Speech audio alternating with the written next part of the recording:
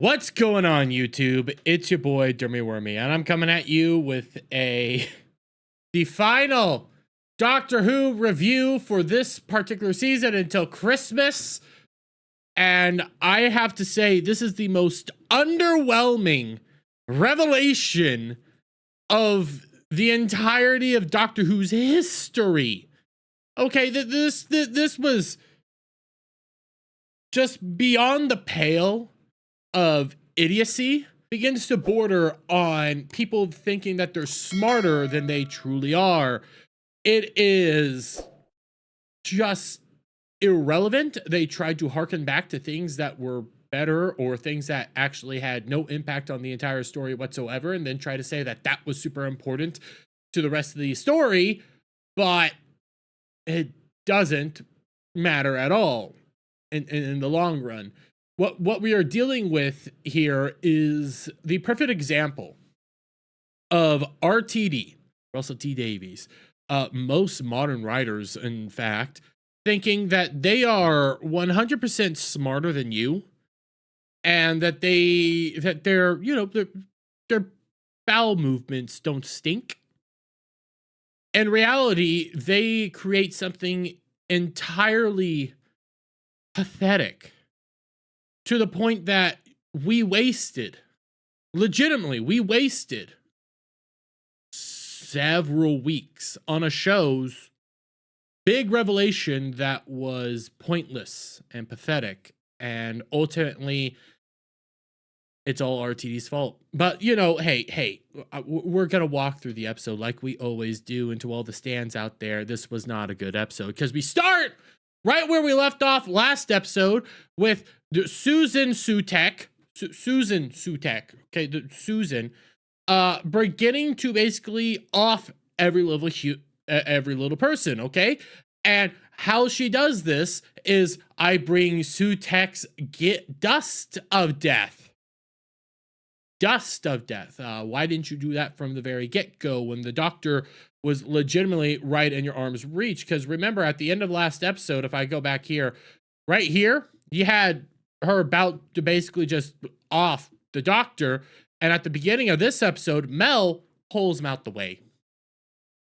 Yeah, last second. And then she begins to do the dust of death, okay? Where she opens her hand and blows it all over the place. Why didn't you do that from the get-go? Why didn't you start with that? Doctor was in your reach. Why didn't you just do it then? No? Oh. Okay, so plot-wise is why she didn't do it. So she does the dust of death. Everybody starts kind of dying off slowly, and you can kind of see it very similar to last week, where if you get touched by it, you turn into dust, okay? And Doctor and Mel end up running away. Mel says, "Hop on, cowboy," as he rides on the back seat of her moped. And then we cut back over to Unit, where Harriet Arbinger begins to do the same move that Susan did, dust of death, on everybody. And they say, you know what? No, we're going to fight back and open fire on her. Everybody starts shooting, including a small little science dude. He has guns in his goddamn scooter. Everybody's firing. Everybody has a gun out. You said, hell, even frickin' Rose over here is tapping on a goddamn pallet the entire time. I don't know why, but she's just tapping, doing her thing. And at the end of it, while this is all going on, we cut back over to Ruby saying, "Why can't I see my mom?" Because remember, she's still in the time window. We then cut back over to the Unit soldiers, where they're like, all of our bullets turn to dust. What about the laser? You were firing lasers. Lasers are turning to dust? How? Oh, well, none of their weapons worked on them, obviously. So then they're like, oh, dust of death, and they all die. But before they die, Kate says, "Hey, I'm signing off, and I believe birds will sing again. There will be birds," as she dies promptly. And then everybody's, reacting to this. The doctor begins almost crying. He cries a lot in this episode as well. Mel goes like, "There's nothing we can do except fight." So that's what they do as we watch as everybody slowly dies off. Taxi cab drivers. We cut over to Mrs. What's-Her-Nut, Flood, Floored, whatever, Mrs. F, looking up at the sky, go like, "Do you believe in God?" to Ruby's grandma, and she's like, "Yes, I do, but what does that mean?" And we cut forward a little bit. We see Ruby's mom. She's about to get caught on all this. We see Mrs. Flood come into the bed and says, "Tell your God that I will be coming to crash down his golden gates. I'm sorry, tiny woman, but this is the end." So they're still trying to play up this whole thing that Mrs. Flood is something bigger than she truly is. I don't think she's going to be anything that important at all. If not, maybe the master, but still, that's dumb. So everybody starts turning to dust. Granny, Mrs. Flood, Ruby's mom turns to dust as well. So that all happens. We watch Mel and the doctor arrive at Unit where the dust is at. So I don't know how they avoided the dust that is surrounding Unit right now. They get into the time window. By the way, what happened to the guard protecting Ruby this entire time? She just doesn't seem to exist anymore. So there's that. And they end up saying, "Hey, we need to get this started. Keep remembering," because then the doctor steps into the memory of the TARDIS, and we look inside and we see it's a hodgepodge of different pieces and parts of the TARDIS coming together to create a new TARDIS, the memory of a TARDIS. So the doctor then steps out, goes to grab, the little TV thing, says it's still connected to you, Ruby. Just keep thinking about the TARDIS, keep imagining it. And as they're doing that, we end up hearing another TARDIS appearing behind them as we see Sutek has appeared with a TARDIS, Harriet inside and everything, saying, "I'm here for the death."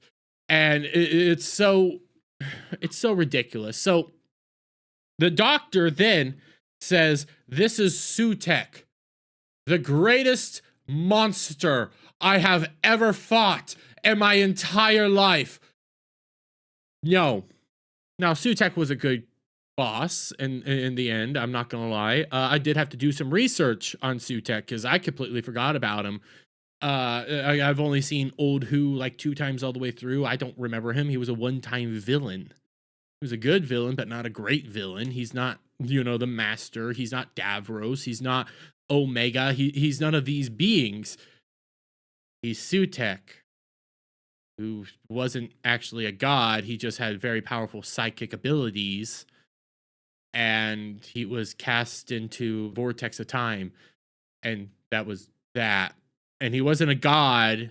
He was just, well, he was a god. He was god-ish, but he wasn't an actual godly being. He was just a powerful being in and of itself. So there's that. But Sutek tells us how he survived all these years. He survived because he latched on to the TARDIS after being thrown into the vortex and traveled with the doctor ever since being thrown in there. But while he was there, he acquired his true form of being a god. I want that to set into everybody. Sutek is the god of gods in this universe. He was there at the beginning, but because he got thrown into the time vortex, that's how he got there at the beginning, gained a bunch of power, and became the god of gods. That sounds stupid. Horribly stupid. You can't just become a god that way. But I guess Sutek can just birth them all while he's in the time vortex. Okay. But then on top of that, connecting yourself to the TARDIS, this shouldn't be happening. If you remember, at the end of the 60th, this TARDIS that Ncuti Gatwa is traveling around in is the clone of the original TARDIS. Sutek should be off with David Tennant and connected to his TARDIS, not Ncuti Gatwa's TARDIS. So why the heck is this all going on right now? Oh, they're that dumb. By the way, where's David Tennant in all this? Oh, he refuses to come back, but he's not willing to step up and help out during basically an extinction level event. He's not doing what the Doctor would do. He's there. We found out last episode. He's there. So why isn't he helping out? Oh, because David Tennant won't come back to the show and they can't deal with that massive plot hole right there. That massive inconsistency. Because Sutek should not be connected to Ncuti's TARDIS. Sutek is connected to Tennant's TARDIS. Oh, but we're not even going to think about that, guys. We're not going to address that at all. Okay? We're just not. But okay, so after this revelation, the frickin' Sutek says, I've been connected to your TARDIS for so long. I know all of its secrets. I know all its abilities, and it's going to be my altar of the Empire of Death. Yeah, but then he says, my plan was so simple, so easy. By peering into it, I learned a name, Susan, as we then see, and I had it there for a little bit. Susan's the Doctor's granddaughter, who, by the way, we don't know about her parents, but her parents do exist. They, retconned that last episode. So there's that. And he said, I learned about this. So what I did was I made a clever little trap in which I said Sutek, put her on there, and she became my angel of death because she appeared on every little planet you ever touched down on. And we see all of her different incarnations doing Sutek's gift, the dust of death.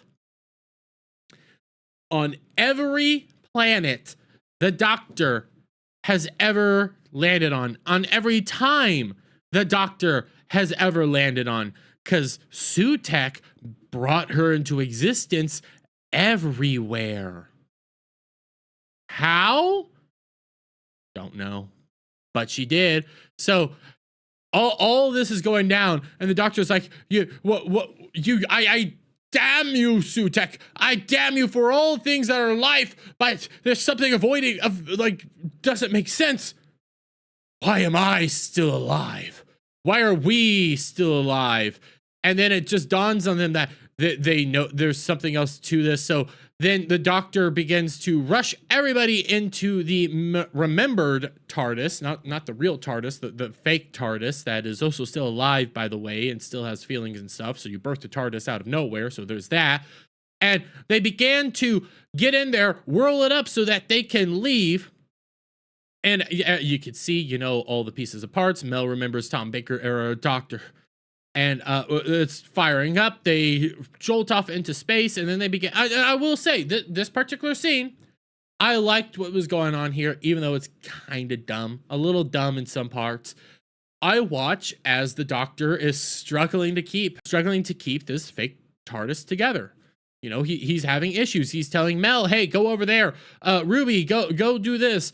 And Mel goes like, hey, there's a fire. And he quickly puts out the fire. I like this part because it feels like something that would actually exist in Doctor Who. You're going around with a broken TARDIS. You're doing everything you can to try to keep said TARDIS together as you travel the stars. So I do like that part. But after it's all said and done, Doctor gets it connected with a smart tether that I don't know how it works. I don't really acknowledge how it works, but it's the same technology as the smart gloves. And that's what he tells Ruby. It's like, we put this together with smart telliger, an intelligent rope, and it's just like the intelligent gloves, the same gloves I was wearing when we first met. And the Doctor then starts realizing what's going on and tells everybody what's going on, because we just found out what was going on. So then they decide, we'll tell everybody again what is going on. After Sutek told us his entire plan, the Doctor tells us again what just happened and says, yes, all over space and time and places, the death's coming. This has happened. The universe is dying. And Ruby's like, no, how is this happening? What do you mean? And Doctor opens the doors to the TARDIS, and we look out upon the Earth as it is dying. Dust is coming all over the place. And then Mel goes like, but what about Susan? You landed on the Earth so many times. But how, did she just constantly get reborn over and over again? And the doctor's like, yeah. Every last time I landed on Earth, Susan was just reborn again and again and again, to the point in 2024 where she was the strongest ever, and this happened. So why did none of the other doctors pick it up? Why did nobody else recognize this? Why didn't Eccleston, Tennant, freaking Tom Baker, all these different eras of the Doctor recognize, hey, you know, there's this girl that keeps popping up over and over and over again. Maybe we should do something about it. Maybe there's something here. Oh, no, we don't want to deal with that. No, we don't actually want to talk about that. We don't want to dig into anything else. But the Doctor then starts blaming himself. He starts recognizing like all the different planets, and he says, "This is all my doing." As we watch as the universe dies, and he yells out like a pathetic child he is, because this is not the Doctor. This is Nurse What? Because he goes straight ugly crying again before crying like a little baby and have to get comforted by everybody. So we then cut back over to Sutek and Sue talking and saying, we are almost there, or I have all this knowledge, I have all this stuff going on, but there's still one secret that evades me, one realization that is a mystery to me, and I want it. The secret the child is carrying. So Sutek, for some reason, he's keeping Ruby, the Doctor, and I guess Mel, alive because he wants the same answer as they all do. Who is Ruby's mother? Because they're still putting this pressure on. She's mystery. She's weird. What's going on here? How is this all going to play out? But that's what their whole goal is, okay? Find this mystery. So then we come over to another random dead planet, and we watch as a random individual, I'll just say it, it's the Doctor, is walking on a desolate wasteland, comes across this weird tent and says, hello, where are we? And he has this weird woman in there go like, I don't remember. I don't know what's going on here, but he serves him some chaffee of some sort, and they start talking, go like, listen, you know, this world's dying. They start building up the death and how this whole system works and how it goes backwards and all over the place. It's a weird way the dust works on destroying people. It makes you lose your memories. It does all this stuff. This woman has a little baby with her, and she's like, yeah, my baby's here. And they start talking back and forth about how this is all working. It's like, man, there was some people that came through a while back. You know, they went off that way saying that there's food, but I don't remember where they went. And she just keeps talking about like how she's losing her memories, how all this is going on, how like death's working this weird way. My husband died, and people, this thing works weirdly through your live stream. And then the Doctor just asks, hey, do you have any metal? And she's like, metal's a very rare thing here, but you have a trusting face. And she goes over and pulls out a spoon to give to him. And he's like, I will save this world with a spoon. I will save everything with a spoon. And then the woman begins to act weird, and she goes like, I forgot. I think my daughter died already, because she has this little baby crib and stuff like that. And she's like, I think she's gone. And Doctor's like, she probably is. And she's like, this is so weird, as she then dies. And he goes like, I vow to save the world with the spoon, and goes back to the TARDIS where everybody else is. And he breaks the spoon in half, shoves it into the TV thing to give it more power. That's what you needed the spoon for? Okay, I guess. So then the screen works again, and it starts showing us Sutek's past after the Doctor banished Sutek into the void, and he starts telling her like them all about like how this went down. It's showing us her life. It's showing us all this stuff, and and I have it right here. Ruby asks, what's all that Egyptian stuff going on there? And the Doctor responds with cultural appropriation. For those of you who don't know, Sutek was not culturally appropriating anything. Sutek was in fact an alien being who he and his fellow Egyptian gods, they weren't real gods, but they were alien travelers, were the inspiration for the Egyptians. So if somebody culturally appropriated anything, it would have been the Egyptians culturally appropriating Sutek's stuff. So RTD doesn't know Doctor Who because he's a hack.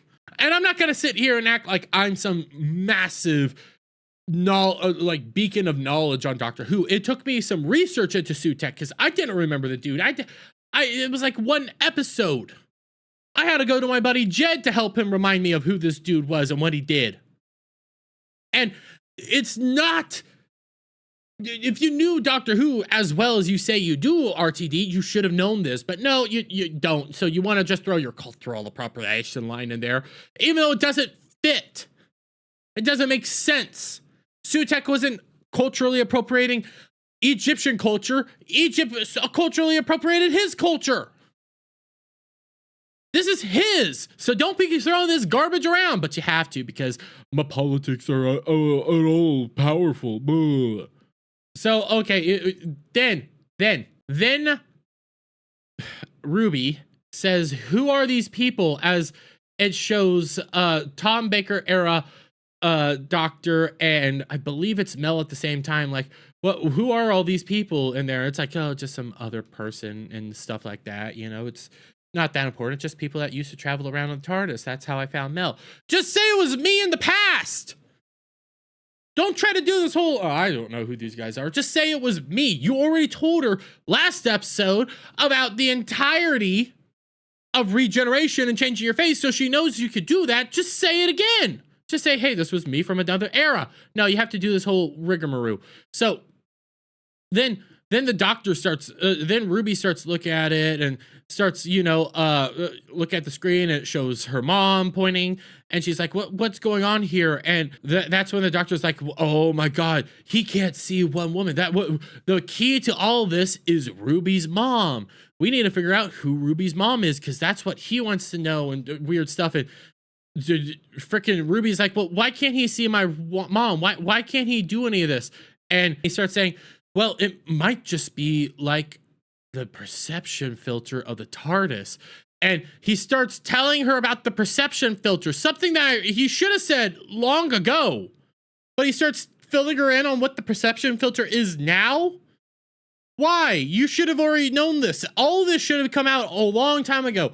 Why did Ruby never think, well, is it okay that we have this police box here? Why does it look like this all the time? No, but he starts filling her in on the perception filter. Which actually, now that I'm thinking about it, I'm pretty sure he filtered her in on the perception filter back in Space Babies, but he has to tell her about what a perception filter is again? Oh, well, that's because RTD doesn't know what's going on in his own show. So their whole plan now is to go try to figure out how to figure out who Ruby's mom is. We then cut over to Mel, where Sutek is trying to speak with her and says, I see you. And we see Sue looking at this and goes like, we can travel you through all space and time and find you because life leads to death. And the way they're doing this is also dumb, because they're tracking her via her dying hair cells, the dying things like that. That's how they can track Mel. Shouldn't you also be able to track Ruby that way? Shouldn't you also be able to track the doctor that way? No, we're just gonna track Mel this way. Oh, they also mentioned we can track family lines this way. So then why don't you just do that to Ruby and then find her mom? Simple enough. No, can't do that. So as they're, trying to figure out how are we gonna do this, Ruby starts looking at the screen, goes like, oh, wait, what's this? As we look, and we see Robert William Gilliam, whatever, 73 yards politician, talking on his thing. And he's like, well, show me that. And when Doctor grabs the screen, it's not there. And then when Ruby looks at it again, Doctor tells her to turn it around. He sees it. It's Robert William. Oh my God, 73 yards. trying to make it important. By the way, they mentioned 73 yards earlier and goes like, weird things happen at 73 yards. Oh, you see things. Nothing mattered in 73 yards. This is them trying to make 73 yards important. It doesn't even work because the doctor should have thought this through without any of this help. So we have Robert Williams say, if I'm elected, mandatory DNA testing will be required. And that's where the doctor then gets the idea of, oh my God, he put it into practice. This is what we're going to do. We're going to go to his time to check and see, hey, where your mom is. Okay? We're going to do all this to find your mom because her DNA should be on record. Why? How do you know she'd still be alive? How do you know she would still be active at that time? You don't know how old her mom was. You have no idea if she was even around. You don't even know she's human. But she's going to have her DNA on file? Oh, okay. Sounds just kind of coincidental. Why the heck didn't you think of this first place? Heck, why the heck didn't you guys ever think to do a DNA test earlier? From the very beginning. Oh, well, we're not that smart. So, okay, that's their plan. Oh, while Mel is being talked to by Sutek and goes like, okay, so we're going there because Sutek can watch this. So they go to that time. And the reason they can go to this time, by the way, because they were locked out of a lot of other stuff. Oh, the reason they can go to this time, because they were locked out of all the other time frames from where he can't go, because if he goes there, he could kill everybody, was because the doctor already went there at this timeline. I don't know how. I don't know. Like, I don't get how this whole permeation death event keeps working throughout time and everything. It doesn't make logical sense, but he already went there, so everything should already be dead, so he could just go there again and look at it all. He went there during his overthrow, by the way, so there's that. So, okay, they arrive there at whatever area they need to go to. They end up walking out. They walk over there and go like, I was here during the overflow, blah, blah, blah. Here's the Department of Health. We'll walk into here. They go in there, just get things set up. He takes down this like glass window thing to put on the new screen. I don't know why. And he's like, oh, please work, please work, please work. Oh, it's working. And guess what? They had very powerful security back then. Guess who invented it? They imply that he invented their security for this, but he also says that he was there for only one period of time during Robert's reign to watch his overthrow, but he invented their security. So then at that same time, you were participating in William's whole plan. So that means you're a bad guy, because if William was a bad guy, like what 73 Yards wants us to believe he was, you were a part of it. You invented their security. You helped them out. So the doctor's also a bad guy here. That's what they're implying here. That's what this means. But okay, so doctor gets in. He then looks over at Mel and goes like, and grabs her hands and says, Hunt, please wait outside. It's important. Okay. And that's what Mel does as she's then being like pestered by Sutek.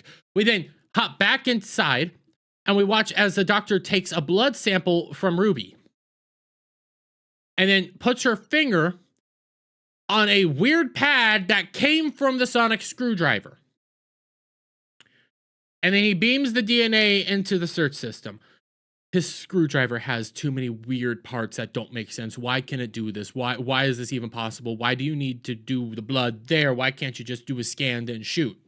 We've been able to do stuff like that before with a sonic screwdriver. Why do you need her blood this time? Oh, it doesn't really make sense. They don't even care. They're just doing stuff that makes it look cool and scientific-y when it's not really cool and scientific-y. It's just stupid. But okay, they start looking for the blood. They're like, it's processing. We cut back over to Mel. She's shivering, laying on the floor. Then snow starts as the music starts doing, Carol the bells. This starts going on. Doctor's like, hurry up. We hear this big bang. Like something serious is happening. Everything's going insane. It's like, keep looking.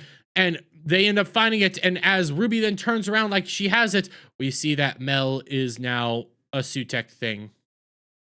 A servant of Sutek, and is going to be taking them to Sutek, because then Harriet uses the TARDIS to summon them back over to Sutek.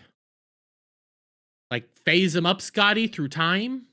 I know the TARDIS can, go to different periods of time. You can summon the TARDIS in different periods of time if need be. Why did this happen?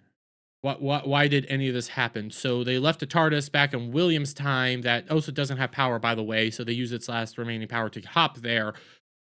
And then they just teleported here without actually using a TARDIS itself. Man, the TARDIS has magical powers that I've never seen before. Oh, by the way, when they were jumping from where they were to William's time, the Doctor grabbed this whistle, which will be important soon. So, okay, they're there with Sutekh. Sutekh starts beckoning them.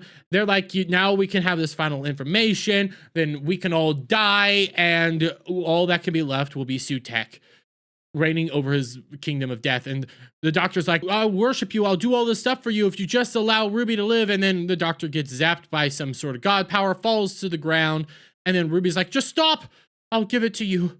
Because I just don't understand it. It's weird as she starts walking up with a screen to Sutekh. It's like, I don't understand, but maybe this is for you. And then she drops it, lashes the intelligent rope around Sutekh's head, and then begins to run back to the Doctor.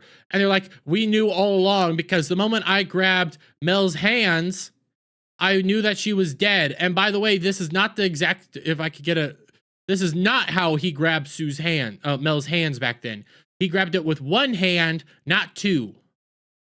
So there's that. And then they then begin to do this whole thing, like they have Sutekh captured. They're like, what are you gonna do? You can't stop us. He starts sending Sue and Mel in to try to kill him. And then the Doctor then begins to blow into his whistle. Why? Because that whistle magically can control the TARDIS. Begins activating the TARDIS from inside. You have Harriet there look down as this weird gauge starts opening, and then it blasts Harriet with a superpower, and then blasts all this away from Sutekh and gets back over to where the Doctor and Ruby can hop in. They hop in, they lash Sutekh to the controls and go into the vortex as they take Sutekh into the time vortex along with the TARDIS. And this is my next criticism, the next big part that's so dumb, because they're laughing or they're like, we're saving the day. And he goes over to the door and goes like, you know what? This is what happens when you bring death to death. You bring life. What? You bring death to death, you bring life. So the theory here is if you kill death, life will be birthed, right? No, actually the exact opposite. Because you want to know what did this whole concept better? Was freaking Family Guy. Family Guy did this whole concept of what is a world without death better. Because if you kill death, if you harm death in any way, if death is no longer around, you don't bring people back from the dead. People just don't die. So what you're doing, you're not bringing life, you're just no longer allowing death to reign. That's all you're going to do. But, because we're killing them through all of time, we're going to just magically bring everybody back this way. How does this work? How does any of this work? Celestial beings and gods. We don't need to make rules. We could just say it works because celestial being gods.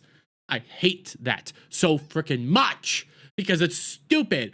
Death to death would not equal life. Death to death would equal no more death. But okay, we watch as everybody just comes back from the, dead. Everybody's alive. Yay, good things are happening. Wonderful. Mrs. Floor goes, that clever boy. Things are going good. Everybody walks out to, yay, life. By the way, honey, Rose, this is not an appealing look for you. You look like you have you look like you have a beer stomach right there. That's not very flattering in the slightest, I just gotta say. But then the doctor's watching this going like, bring death everywhere, as he's, rejoicing, having a good time, watches as all life comes back, sees the woman and her baby, and oh yay, happy time. And then the doctor's like, now I must become a monster, as he then walks over to Sutekh and says, You are the god of death, and I am your opposite, which means I am the god of life. Oh god, this is a horrific picture I have of him right here. Holy heck. So then he's like, I now have to do something so horrible because you win. You win. You made me kill you. As he then, after all this, Sutek starts trying to climb in, and then the doctor closes the door, leaving Sutek in the void as he then crumbles to pieces. And that's that. Now, he does cry. Now, I've been saying all season, the doctor hasn't saved the day once. Because he hasn't. The doctor hasn't tried to do anything doctorly at all once this entire season. I'll say this moment right here is a doctor moment. I'll give it to him. He had a sort of doctor speech. He sort of saved the day. And he tried to barter with Sutek before doing this, but he was left with no choice. I do like this scene. Guess what, though? He hasn't done this at all this entire season. The first time he actually did this is here. Go through all the other eras. Go through everything else. He has not saved a person once. He has not brought life once. He has actually been the exact opposite and has killed everything. Goblins. Committed a genocide out of nowhere. Didn't even try to barter with him. Didn't try to communicate with him. Didn't try to find a common ground. No, he just kills them. Even though we see they are intelligent life forms. The babies.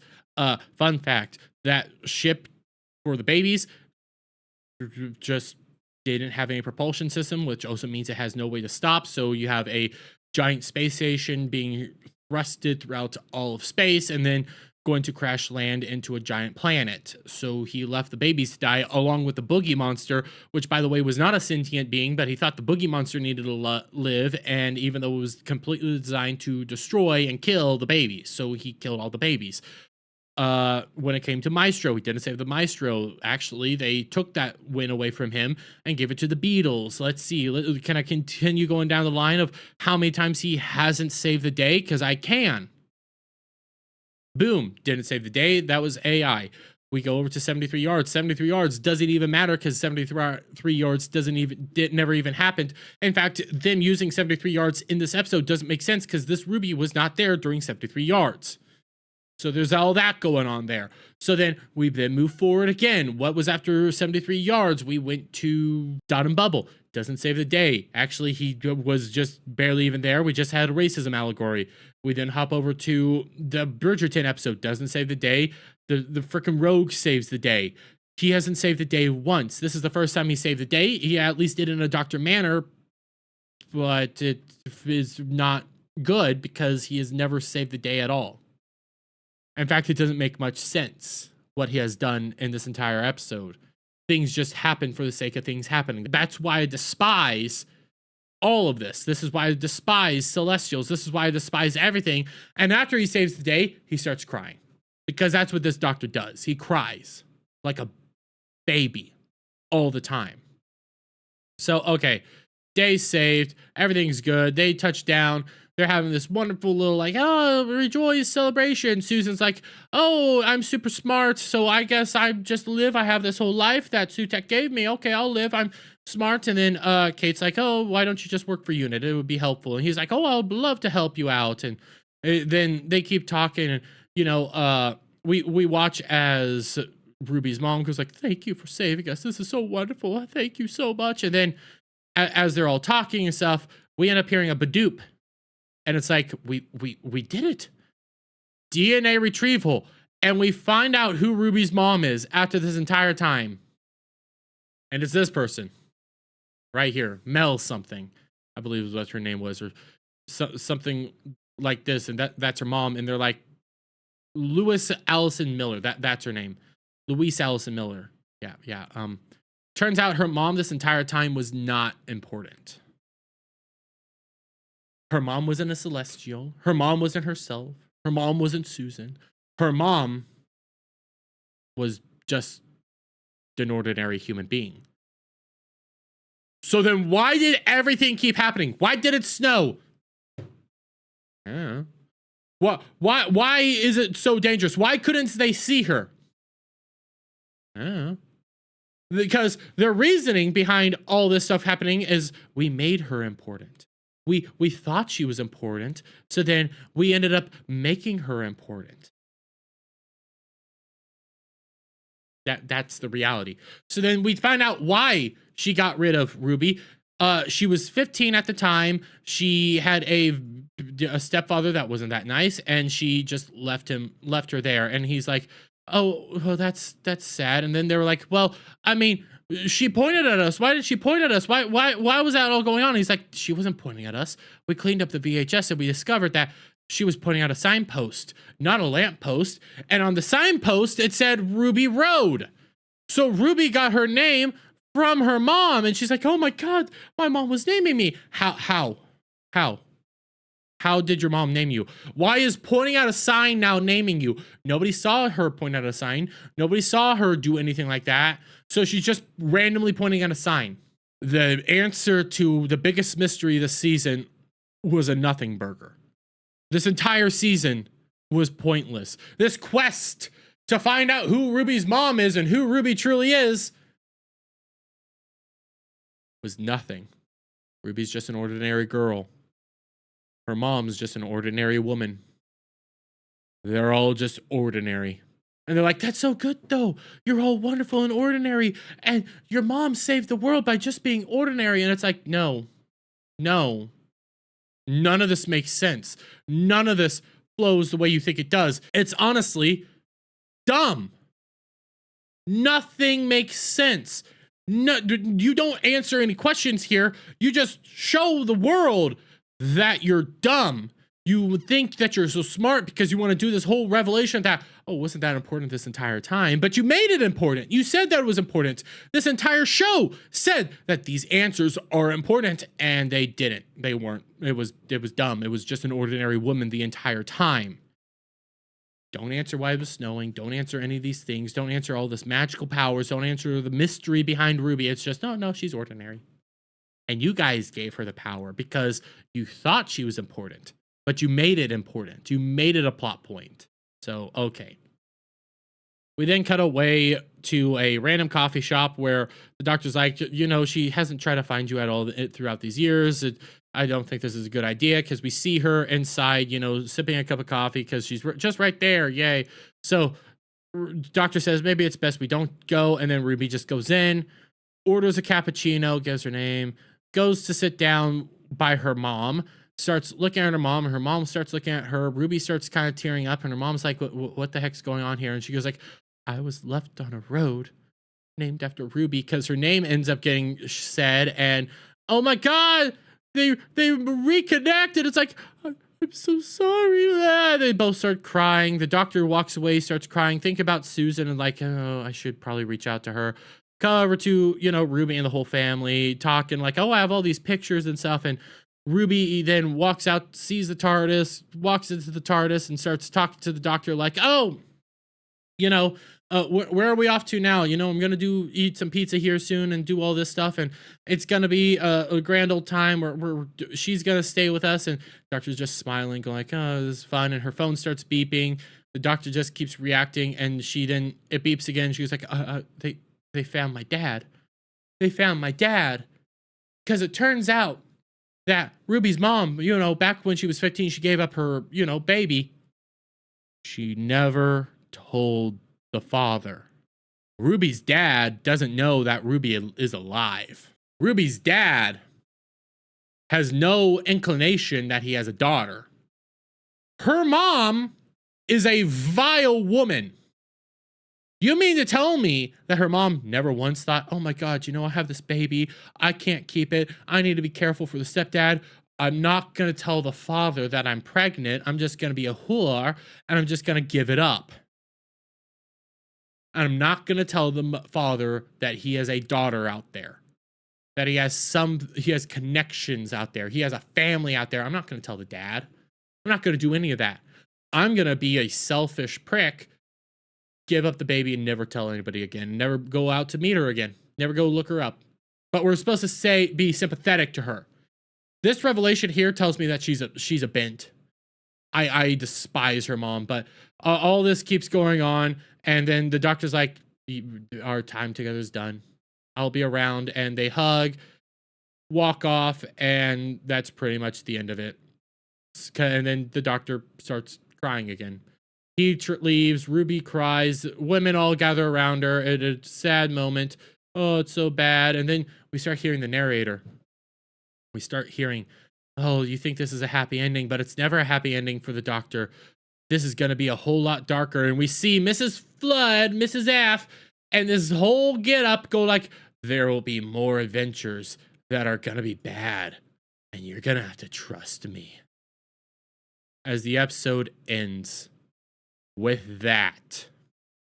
So you're still trying to do this whole thing of Mrs. Flood being more important than she truly is. You're trying to push this entire narrative that, you know, this was a clever episode, this was a smart episode, and it was done really, really well. In reality, it was stupid. The entire mystery of the season was pointless. Every ounce of this was dumb. You made 73 yards seem important when it never was important. In fact, this iteration of Ruby never went to that timeline, never interacted with this person. So why does the time system actually say, hey, you know, here's Robert Atwell. Why don't we go to this timeline? You guys never thought to do the DNA test until the end. Why didn't you do that from the very beginning if you had that power? None of this adds up to working correctly. And then the whole, with her magical powers, but all this ability, girl, that's the key to everything. Yeah, she's the key to everything. With pointless life. She's ordinary. Nothing special about her. Nothing special about any of this. That's the reality of this all. And at the end of this all, I still don't know who Ruby is as a character. I don't know who any of these people are as a character. All I know about the doctor is he cries a lot. Ruby as a character, no character development throughout this entire season. Nothing about her makes sense. Nothing about her is important. And hey, I guess that's that. But hey, you know what else is important? I record these on Saturday. Throughout this entire week, I've been checking out when is the consolidated numbers for the show going on. Turns out they finally dropped the consolidated viewership for the previous week. Not this latest episode, but this is for the Bridgerton episode. They finally dropped those consolidated numbers after a week of not having the consolidated numbers. So we have those. And we're watching as all these episodes keep having middling views, people tuning out, people walking away. We finally have this consolidated viewership number that we cannot trust for the Bridgerton episode because it's been a week, so that number's pushed upwards. You cannot trust this number at all, but what you can trust is nobody's been watching. Nobody's going to keep watching. The show's dead. It doesn't matter. You think any of these people are going to stick around for the Christmas special at the end of the year? No, they're not. We don't even know if there's going to be a season 3. We don't know if season 2 is actually going to even air. And to all the stands out there and the shills, this was a pointless episode that just existed to be pointless the entire time. But I'm going to leave it there, guys. Let me get you guys' thoughts on all this down in the comments below. If you like this video, please give it a thumbs up, share it up, friends, hit that subscribe button, hit that notification bell for every time I put out a new video go live. And I'll see you all on the next one. Bye for now.